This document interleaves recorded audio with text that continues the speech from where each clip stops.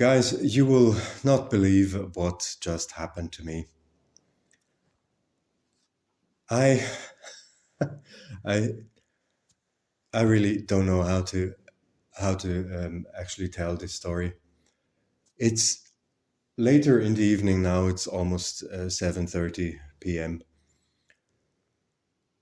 Around half an hour ago, I went to the shops, and here, on my way to the shops, there is on the left-hand side there is a big garage, kind of a like a car mechanic center, and it's on the other side of the street, a very busy street, I have to say. And I have already noticed a long time ago that they have at least two bully breed dogs in their yard running around, because guard dogs, and the story.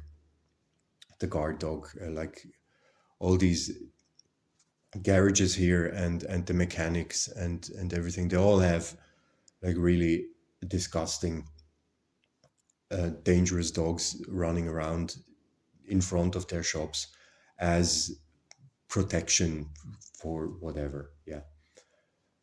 And then at some point, to get to the shops, I actually have to cross that busy street, and I'm crossing it.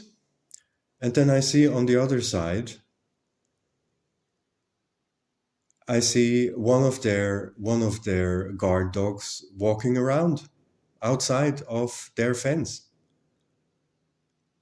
And I was kind of in the middle of the street, but I mean, I kept walking because there was traffic, and yeah, I mean, I could have gone back, but I noticed it just too late. I mean, it was also dark, or like pretty dark, and the dog is black, so I didn't really see it at first, and it was around like 5 meters in front of me, and there were next to it there were two cars pulling up, and somebody, from the cars, from one car there was a man stepping out, and from the other car, I think, as far as I remember, it was two women, or it was a couple. I can't really remember. I wasn't paying very much attention. I was looking at the dog, and I thought actually that the dog belonged. First, I thought that the dog belongs to them, because they arrived kind of at the same time,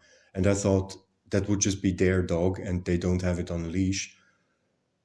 And already when I saw the dog, I saw that he was looking at me and kind of checking me out. And I mean, it was perhaps just my imagination, but he was definitely, checking me out in a not exactly in a friendly way. And then he took a few steps towards me, and I grabbed my knife as quickly as I could. And I always carry a knife here, a pretty large knife, actually. And it doesn't even take me a second. It's just right here. It's always attached to my right pocket, and it doesn't even take me a second to grab it and to get it open. I opened it immediately, but then I saw that kind of the dog looked at me, then it looked away, and it started to kind of go into another direction. And then the people in their cars that just stopped next to the dog, like if it was like around 3 meters away from the dog, they started, talking to each other, and I just kept walking. But then, after I kept looking over my shoulder, because I was just wondering, what is this dog doing? And that dog is, I mean, I would say it's around like a 60 kilo. I think it was not a Doberman. It's what's it called? A Rottweiler. It's one of these disgusting blockhead black Rottweilers, like those really plump, um, dangerous breeds. And I was just wondering, what that thing is actually doing there. And then I saw that, the man, like one of those persons, like the man, he had his smartphone and he called somebody. And then the gate, there was an electric gate to that garage, leading to the yard of that garage. And they have a pretty big yard. So the yard is around, I don't know, 60, 70 meters long, and there are cars standing there and that they are fixing, and they have tires everywhere. And so there was an electric gate, and that gate opened, and the dog just trotted inside of the yard, and then the gate closed. They closed the gate again. So, and then I just noticed at that moment that this dog didn't belong to the people who actually stopped there with their cars, but it was one of the guard dogs of this dumb garage. And like that thing was just walking around, roaming around outside of their fence.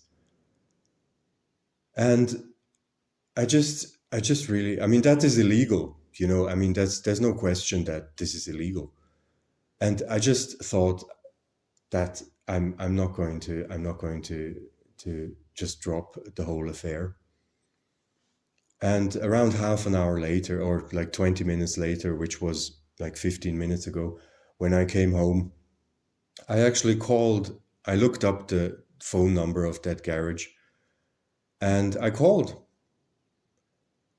And there was a guy answering the phone. He just said yes.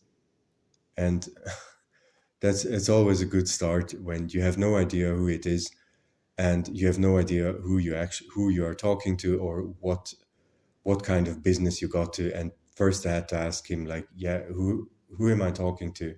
Are you from that garage? And yeah, I am. What do you want?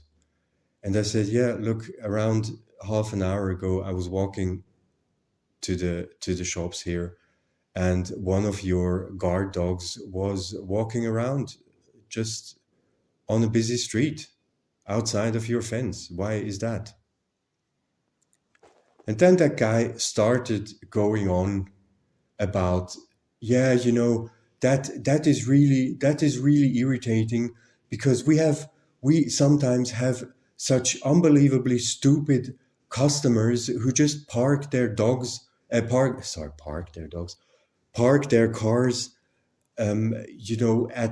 a certain spot, of their back gate, and then they can't close the gate, and then the dogs can get out. And yeah, these people are just stupid, and we're always trying to explain to them that they shouldn't park there, because then the gate can't be closed and the dogs can get out. And then I told him, well, look, that is all nice and well, but I mean, it would be, that it would actually be your job to make sure that those dogs can't get out. And if there is a problem with closing your gate, then you have to find a solution for that, and you cannot just blame somebody else and just leave the problem as it is, and just tell everybody that, yeah, it's the customer's fault that they parked there. And then he said, I mean, that was just really, again, kind of like the cherry on top. He said, well, if you want to explain that to those people, well, I'd be very grateful if you could. And I mean, that was just absolutely unbelievable. And then I said, look, I have tried to kind of explain that to you in a nice way now, but is it really necessary that I actually have to call, the police here, and tell them that your dangerous dogs are just roaming free. And then he just freaked out. He just freaked out on the phone and he said, well, I wanted to suggest that anyway. Why don't you just why don't you just call the police officers straight away? I just wanted to suggest it anyway. So then you wouldn't waste my time. And then I said, okay, then I guess I'll do that. I'll do that then. And thanks again. And could you please just tell me what your name was? And then, just out of the blue, he kind of said, well, is it daytime for you? And then I said, what do you mean, is it daytime for me? He said, yeah, well, because, at the beginning of the call, you said good day to you. Now, for me, it's already evening. So he was apparently pissed off after a long day of work. And yeah, I said good day at the beginning of the call. And then in the end, he has to kind of turn that into an insult to make fun of me and say, well, for you, apparently it's daytime. Well, for me, it's evening anyway. Yeah. And then, of course, he didn't give me his name, and he said goodbye and hung up the phone. Yeah. So that's the way. Oh, actually, I forgot to say something. He also said, when he was describing the problem and what the reason for the problem is, he said, well, there's nothing to worry about. I mean, the dog was out, outside of the gate for a maximum of 5 minutes anyway. It was not more than 5 minutes.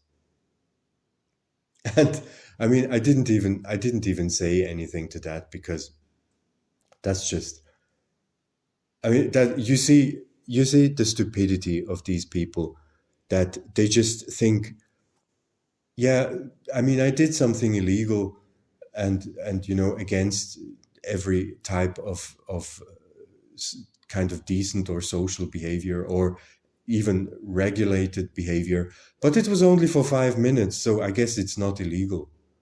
I mean, that's like, imagine you have a drug dealer and selling heroin on the streets, and then that guy will be caught by the police, and then the police just tell him, yeah, well, this is illegal, and you're going to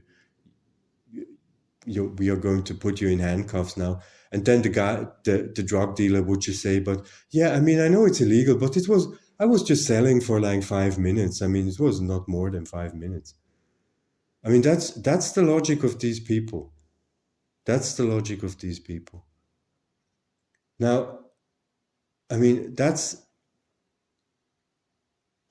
really, if that dog had attacked me or any of the other people there, I'm not sure if we would actually have stood a chance, because that thing was I would say at least 55 or 60 kilo. And like the head of that thing is at like twice as big as mine. I mean, that's just unbelievable. And I mean, I tried to call the police now, but at this time of day, it's only their emergency number that is actually being serviced. So right now, you cannot call their offices. If you want to report something that is not strictly speaking a life or death emergency, then they have normal office hours, and yeah, so I will actually wait until tomorrow, and then I will call them during office hours, and I will just describe that to them, and I really wonder what they're going to say. Like, I really wonder what they're going to say.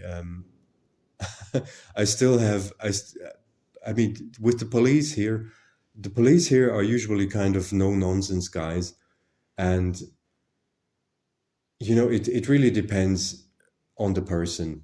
So, I mean, you can be really lucky with the police, and you can get somebody who is really reliable and doing his job. Or you can just, if you are not lucky, then you will just have some kind of desk idiot who's just lazy and who doesn't want to do his work. But I really hope that I can get somebody from the police to at least call these idiots in that garage up and just tell them that they cannot just let their dogs roam free here. But I mean, this is unbelievable. Yeah, I just had to tell you that, or I don't know. It's yeah. So let's see. I don't know what's going to happen, but I'll call the police tomorrow, and I'll I'll perhaps update this video then later. Okay, guys. I hope you're having a good day so far and a quiet evening. Now you take care and goodbye.